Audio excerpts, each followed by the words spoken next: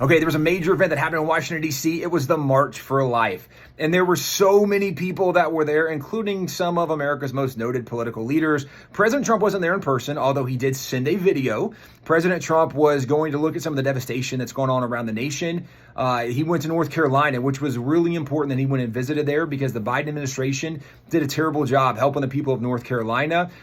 President Trump then went to California, seeing all the damage and devastation from the wildfires. But he did send a video, again, big deal that he wanted to support the March for Life. But his vice president, J.D. Vance, in the first public appearance since becoming the vice president, was there to encourage the people to March for Life as he himself was standing up for the life of the unborn. You remind us that the March for Life is not just a single event that happens on a frigid January day. The March for Life is the work of the pro-life movement every single day from this point forward.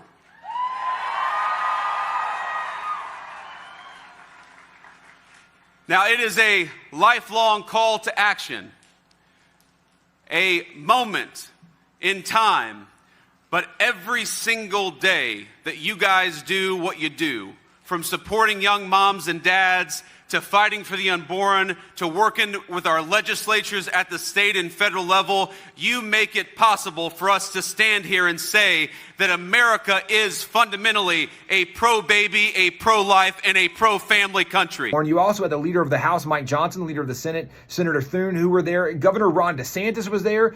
The most noted political leaders from the Republican Party were there to support this inalienable right to life. And one of the things that's been forgotten in our culture is that this whole conversation surrounding the unborn, it's not a brand new conversation. The reason the founding fathers, when they talked about the inalienable right, the very first one they chose, the right to life, that is what we would know today as the right to be born. That's literally what they were talking about. You can go back to James Wilson, who was a signer of the Declaration, a signer of the Constitution. He was an original Supreme Court justice appointed by George Washington. He then taught law school at the University of Pennsylvania or the University of Philadelphia.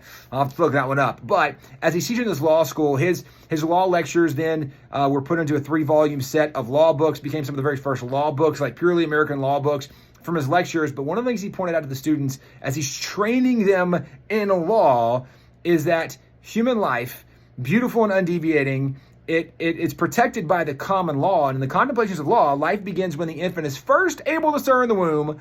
By the law, that life is protected. Now, what he's arguing is not just that at so many weeks into the pregnancy, when that infant is able to start moving in the womb, at that many weeks, at that day, that life is protected. No, he's actually arguing something far much more significant and even a little deeper.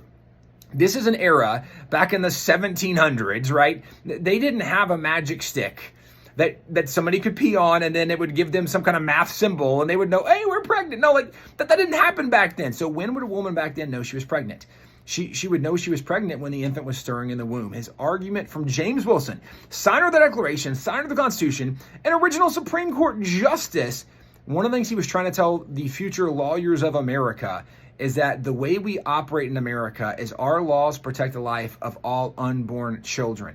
We've forgotten this notion today, but the reason the founding fathers believed it is because they said that's one of those rights that God gave us, and no man has a right to take away the rights God gave us. In fact, government exists to secure and protect and defend those rights, not the least of which is the right to life. So when we see things like the March to Life, understand not only is there value for us to support those movements today, this is continuing with the history and tradition of our nation, even going back to the founding fathers, who actually truly did believe in the right to life.